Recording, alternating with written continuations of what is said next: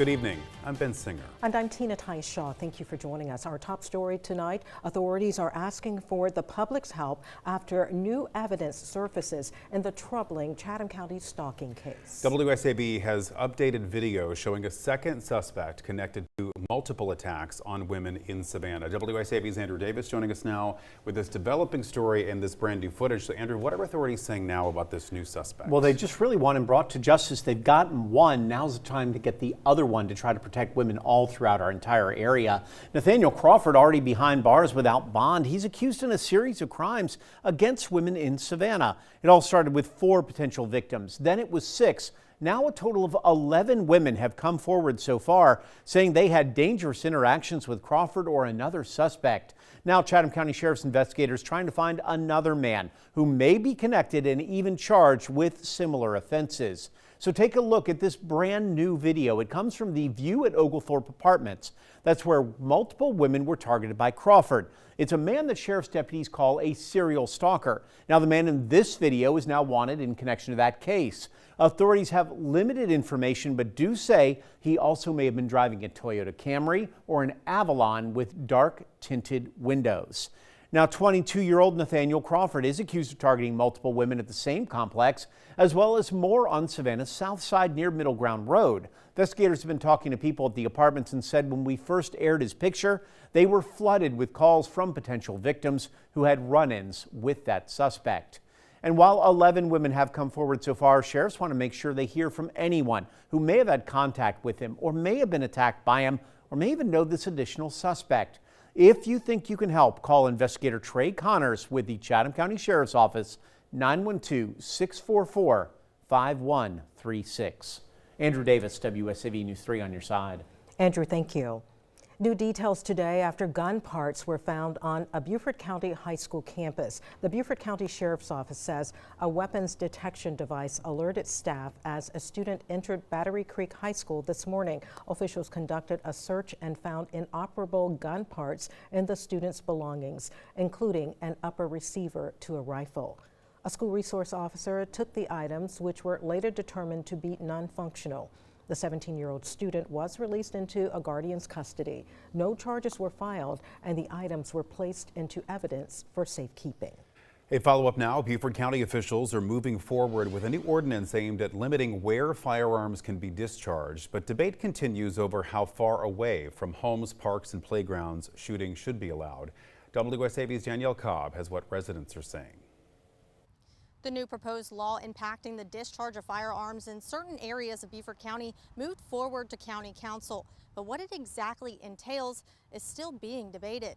The Beaufort County Community Services and Public Safety Committee voted mostly in favor of the new ordinance. Under it, discharging a firearm within 500 feet of a building, home, park, or playground would be illegal in certain unincorporated areas of the county. This comes after several neighborhoods annexed into local municipalities have voiced safety concerns over gunfire from unincorporated properties. While county officials say the ordinance is needed, many of them questioned whether the distance within a structure was appropriate. The Beaufort County Sheriff's Office says anything more than 500 feet becomes difficult to enforce. One Port Royal resident says they hope something is decided soon because they're still dealing with gunfire even after previous damage to their home. It has not stopped. So the longer that it's allowed for him to do that, every single Sunday I gotta wonder if that's the Sunday he decides to go out there and shoot and my family's at risk and they get hit with it. And there's no mitigating factors whatsoever. I kind of have a problem with that. The biggest debate is whether the firing distance within a structure should be 500 feet or 1,000 feet. County Council will have to have 3 readings and a public hearing on the gunfire ordinance before anything is set in stone. Danielle Cobb, WSAV News 3, on your side. New at 6, a former Bureau of Prisons Corrections officer is now on the other side of the law after admitting to taking more than $80,000 in bribes. 36-year-old Ashley Brown pleaded guilty to bribery and money laundering charges tied to a prison contraband trafficking conspiracy at Federal Correctional Institution Jessup during the spring and summer of 2022. Investigators say the bribes did not come directly from inmates. Instead, the payments were sent through Cash App. kidnapped by individuals closely associated with those behind bars. Prosecutors say Brown accepted more than $80,000 in exchange for allowing contraband, including meth, cell phones, and cigarettes, into the prison. 7 current and former inmates are also facing various charges connected to the case.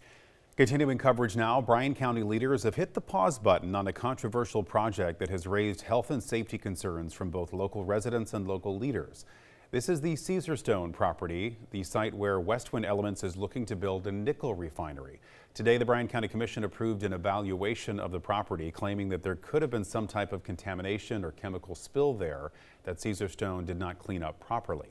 And leaders tell us pursuing legal action is not off the table, saying a lawsuit could be filed if the investigation uncovers any wrongdoing, which could push back the sale of the property.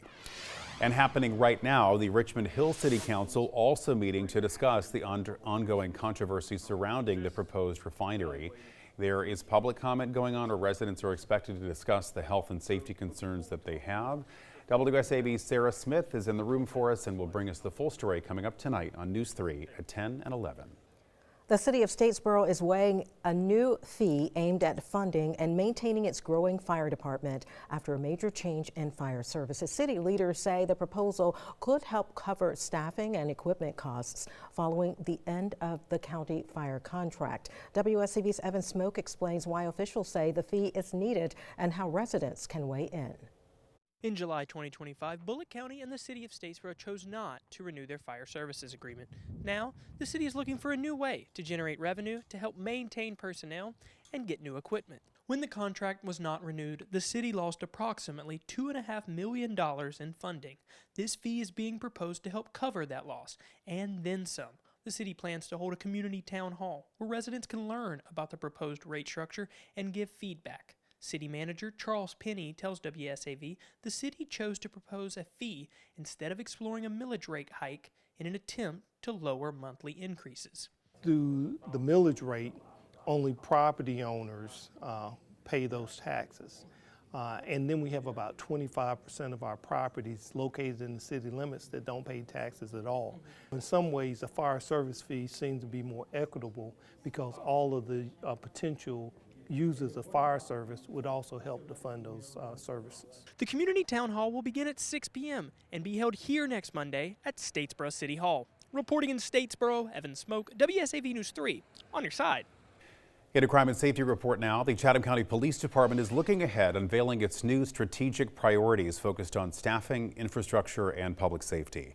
According to the strategic plan performance report, CCPD's next phase centers on expanding civilian staff to support sworn officers, freeing deputies up to spend more time on patrol and on investigations. The plan also calls for major investment in infrastructure and equipment, including the construction of a new Marine Patrol facility, license plate readers, speed trailers, and a mobile command center.